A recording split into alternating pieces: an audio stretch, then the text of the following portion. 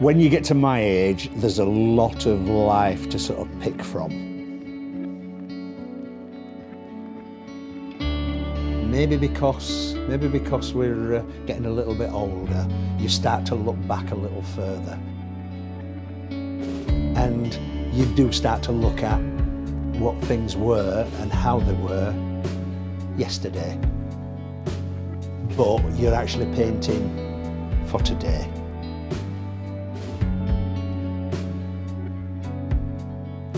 The whole series of these pieces actually take me from my childhood right the way through to here. There's parts of little bits of everything all mixed in with these paintings. So it does not only take me, but hopefully it takes the viewer as well from yesterday to here.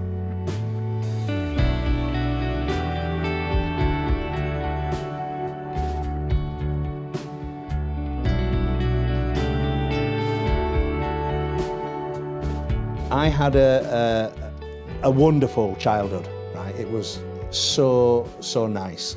My mum and my grandma brought me and my brothers up.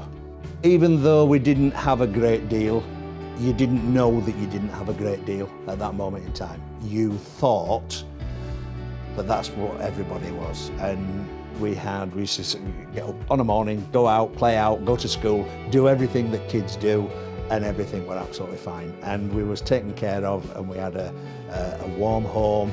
The lights were always on when we came home. There were always somebody there to greet you when you came home. So childhood, I've got to say, pretty good. Where I grew up was initially born in a little town called Pudsey, and then when I was probably about 5 or 6 years old, we moved to like a little mill town just outside, and that was called Farsley. And it was a mill town. There was sort of like 3-4 mills within the area. All the houses that we lived in were back-to-back houses, all mill houses. There were cobbled streets, Yorkshire stone flags. Some of the streets were just even mud. There were no tarmac about in those days. And there were streets where you just played out and you were safe. Your friends used to come and knock on the door, are you playing out? And off you'd go and you'd play out. Eventually, throughout the 60s, some of those houses became derelict. People moved out and they became old houses and the mill houses, and they ended up having to knock those down. But they were their old houses, and those old houses, even though they were derelict and they had the windows boarded up, they were our playground. And those streets were my playground as I was growing up. I was the youngest of 4 boys. Only 2 of my brothers lived with us as we were a kid. And being the youngest and having 2 older brothers there all the time, basically you get battered and you get told what to do, and you get told to go get things and go do this, and you get told what to do. And fast forward 50 years, my lovely wife Sue also tells me what to do. So things don't change over all the years.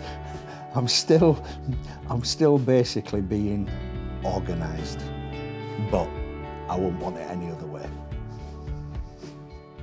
Oh my goodness, my grandma. I suppose everybody thinks that their grandma or their nan is quite special, and so they should do. My grandma, she was special. My mum had to go out and work probably 8, 9, 10 hours a day, 5 days a week to bring all the lads up back in the 60s. She was the breadwinner. And my grandma was the one that brought us up, and she taught us basically our values of life. She taught us the way that you should be in life. She was a character. She was an old, dyed-in-the-wool Yorkshire woman. No messing about with her. And some of the things that she used to say are still with me today. I would love to be able to say a lot of them, but I think if this went on YouTube, it'd get taken down by some of the things that she said to us. But I do think of her often, probably on a daily basis. My mum, she was everything to me. She was, growing up as a kid, like all kids, you end up having rows and things like that, but it's unconditional love and they do everything for you, and she did everything. She worked, you don't realise it at the time, but she worked hours to give us what we had, and I'm thankful for everything that she did for us. I'm thankful for her wisdom, thankful for her hard work. I'm thankful that she brought me into this world. She is missed every single day. What would my mum and grandma say about where I am now? They would be proud. I would think that they would be very proud of what I've done. And they didn't call me Bob. And I can hear my mother saying, "Oh, Robert, keep your feet on the ground. Don't get yourself a little bit too above yourself."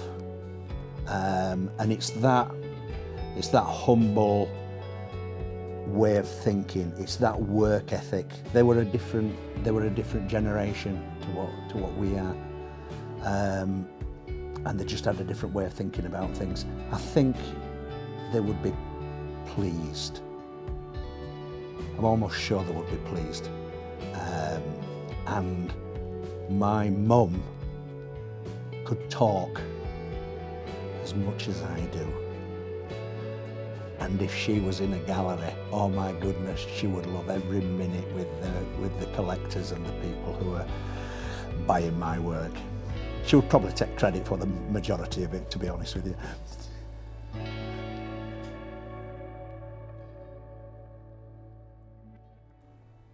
We used to eat our Yorkshire puddings before our Sunday dinner. These were proper Yorkshire puddings made by my grandma, and they were made in a big tin and then cut into chunks. And she used to say to me and my brothers, "Those that eats most Yorkshire puddings gets most meat." And me and my brothers used to have loads and loads of Yorkshire puddings with gravy slathered all over the top of it, and we'd stuff ourselves so that we couldn't eat anything else. And it was years later that we actually realised that there wasn't anything else.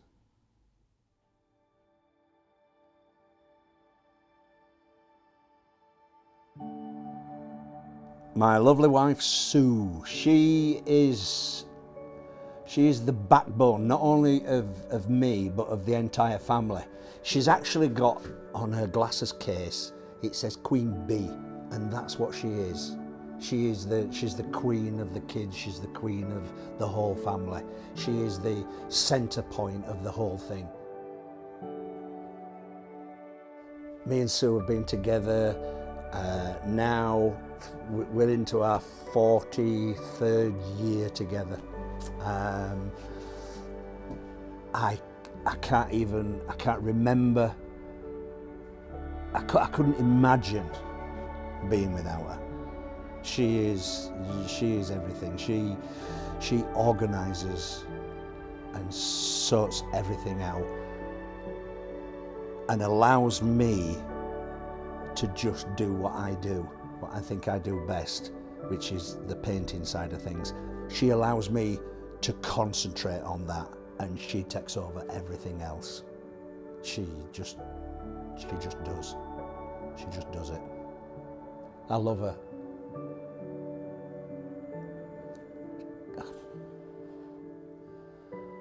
More than words.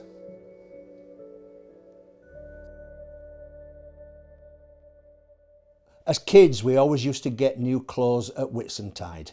Our mum and grandma used to drag us round the whole family to show off these new clothes, and sometimes aunties and uncles used to pop a little sixpence in our top pockets just so that we could spend that on sweets later, hopefully.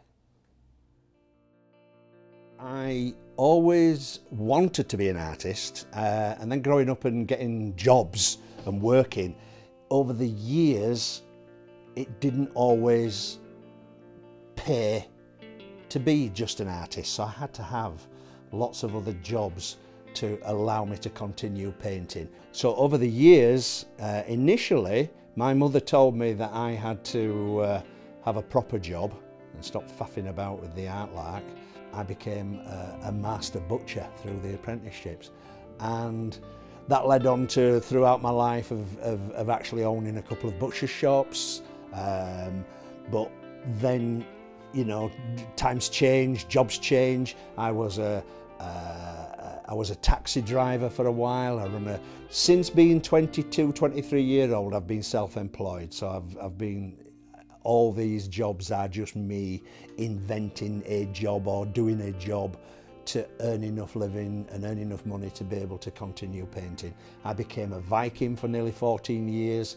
Every day of my life we opened a role-playing Viking centre just outside York for primary school children. I worked at a bakery for a long time and delivered bread to shops. Because I was a butcher, I made pork pies and sausage rolls and Cornish pasties and all sorts of things, and delivered those around to shops everywhere. Anything and everything to allow me to keep painting. At some point when I'd sort of like retrained almost as a photographer, which I presume is my creative side were coming out as a photographer. And when I did the photography, you had to, in those days it wasn't digital, it was, you know, proper film that you had to wind each camera on, and I used to love working in black and white film, right? And I think that is where the paintings come from nowadays, because I've still got that thought going through my head and working in the black and white film. That comes out in my paintings today. When eventually the painting started to sort of take off more, it got to a point where I was there was doing the painting and doing the jobs became too much, because I was doing the jobs during the day, then painting on a night, then all weekend I'm taking the paintings out to galleries and things. So the whole thing just became, there was nothing else other than that. And my wife Sue, she turned around, and it was because I'd got her behind me, and she turned around and she said, if you want to pack everything else in and just do the painting, then do it, because you know, you don't want to regret it later on in life. And I turned around and I said at the time, I says that we might not have as much money as what we've got now if I'm just painting. She says, but we might not have as good a standard of living, but we might have a better standard of life. So if you want to do it, do it. And with that sort of backing behind me, I called everything else a day and just focused fully, totally on painting. So it was all like my dreams came true.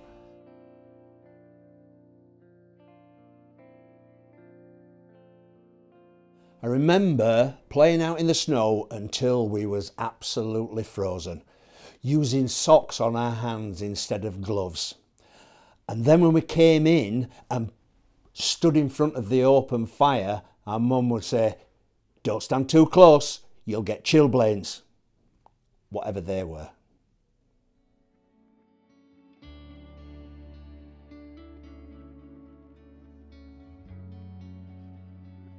Northern Lights, I believe, is absolutely wonderful, and throughout my life it's seeped into my psyche, even though it may be grey and rainy sometimes.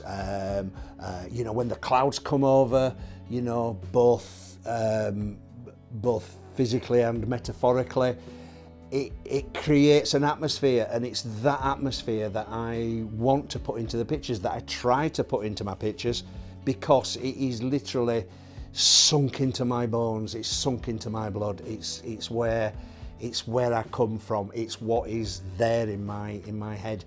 And an old guy, an old Yorkshireman used to say to me a lot of years ago when I was painting, and he would turn around in his proper broad Yorkshire accent and he'd say, "That's what you've got to do, Bob, paint what thou knows, paint what thou knows." And that sticks with me all the time, and that's exactly what I'm doing. What I know is what I'm painting.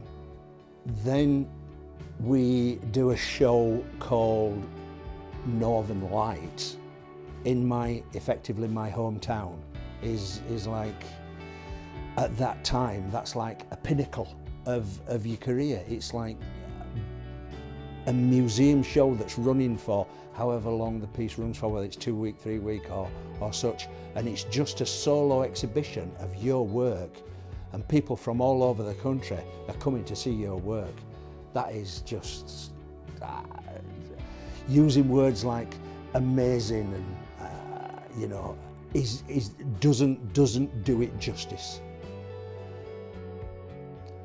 When I walked into the Northern Light exhibition in Leeds, and knowing the amount of work that had been put into setting that whole exhibition up through the museum staff and through Washington Green and Castle Fine Art staff, I knew, and also that I'd done the amount of paintings that I'd done. There was more than a year's work gone into that show, and as I walked in and saw that, the only way that I can say it, and I am not ashamed to say it, as I walked in and the staff, the Castle Gallery staff, and all the people that I'd known for all the years that I was with Washington Green, give me a round of applause off of that mezzanine balcony. It actually brought tears to my eyes. Bloody hell.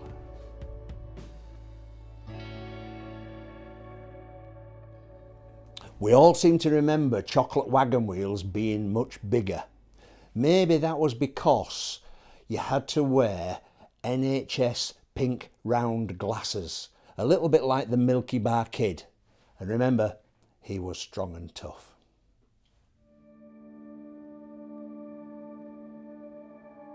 The pieces that stick in your mind, you remember all the pieces. You remember every single piece just about that you've painted. Sometimes even down to the actual brush strokes that you remember putting those brush strokes onto the piece. But there are certain ones that do stick in your mind more than others. And I've got one that is the first gallery that ever took a piece off of me. As opposed to just selling to family and friends and selling them where you can. Then a gallery says, oh, we want to have a go with those, and they take that first piece off. That becomes quite a significant piece in your mind. And then as you progress through the years and you become published, the first pieces that you get published stick in your mind.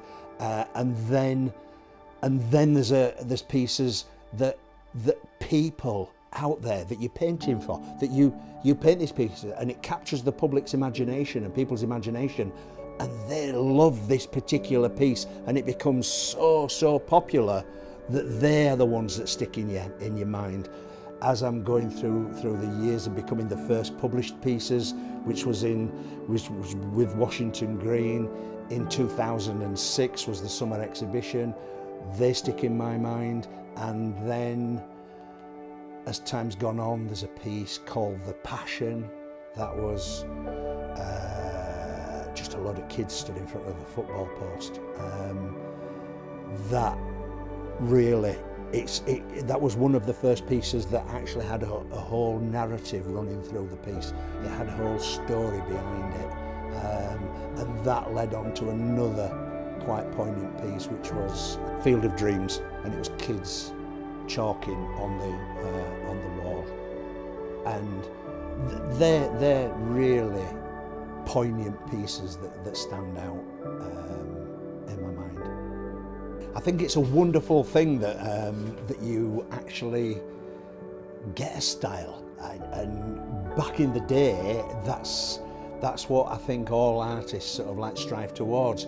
And over the years, dealing with numerous galleries, selling your work, you learn your craft. Some galleries want you to paint one set of things, another gallery wants you to paint something else, and at the time I would do anything that they wanted me to paint because I'm wanting to earn a living, and that literally guides you through the paintings and it almost makes you create a style of your own, because even though you're painting various different things, you need people to realise that it's you that's painted them. So you've got to get this style going through the whole thing. And it may not seem apparent at the time, and you don't as an artist, you don't decide, I want to make this my style. What it is, it just evolves over a long period of time of how you actually apply the paint to the canvas, the type of colours that you use, the way that you put the paint on. That effectively is your style. And over the years I've realised you can only paint how you can paint. And if you try to paint in a completely different way or like somebody else, then it don't turn out too good. So it's a long, slow process getting to a style. Now my paintings have evolved to where they are at this moment in time. So we've gone from yesterday to here. I now use and have used everything in my life to come into those paintings, and my grandchildren have played a massive part in that. I have made them dress up and do anything and everything. They've skipped up and down the road, they've put different clothes on to fit into a piece that I need them for a reference point. I've made them climb trees, I've made them ride the bikes, I have, sat them in the middle of fields and, so that you can only see the heads poking out of the grass. They've blown dandelion clocks, anything and everything they have done, and they've been a whole part of the process of getting these images down onto painting, to the point where some of the grandkids have now grown up and got beyond sort of a little bit too, the street cred's gone out of the window. They don't sort of want to do the acting and dressing up anymore like they used to do when they were kids. But I've still got a couple more sort of still coming up, the smaller ones that are coming up, so they will be featuring quite soon. Like we've just been talking about how paintings get onto the canvas and how things evolve, I knew I wanted to put some rain on the paintings, and I wanted it to be an impression of rain on the paintings as opposed to painting rain on the paintings. And part of that impression, I started to think about people with umbrellas and walking down the road with an umbrella or sharing an umbrella, and I started to do little drawings and little sketches of people walking with holding hands, and eventually I started to notice that a heart was being formed inside as a negative space between the two people holding hands and the umbrellas. And I wanted to know if this would work. So I made, once again, not the grandkids this time, I went to my son and my daughter-in-law, and I made them walk up and down the street holding hands with the umbrellas to see whether it'd actually work. But this was in the middle of July, so it was really hot, and they had overcoats on and umbrellas up, and people thought that there was something rather strange going on because the sun was beating down and they're wrapped up like it's middle of winter. But that is where the idea came from. I then put it onto one painting, and it's become sort of a signature piece of mine that it just captured people's imagination, which I'm thankful for. Like I said on various other things about the where the paintings come from, there is something going through my head constantly. It never ever stops. And an old tutor that I've known for many years, who teaches night school, who's an artist, he teaches oil paintings in art school, and I've known him a lot of years, and he turned around and he says to his students that if you go to bed on a night thinking about painting and you wake up in the morning thinking about painting, then you need to be an artist. And you know, as much as it pains me to say that still happens to me today, that painting is on my mind almost, certainly every day. There is always going to be things to come in the future. There is always going to be more. I don't want to say that it will be this specific thing, because who knows what will come into my head tomorrow, which will force its way to the front of my brain, which that will then end up on the canvas, because it all depends on the day. But there definitely, without a shadow of a doubt, there is more to come.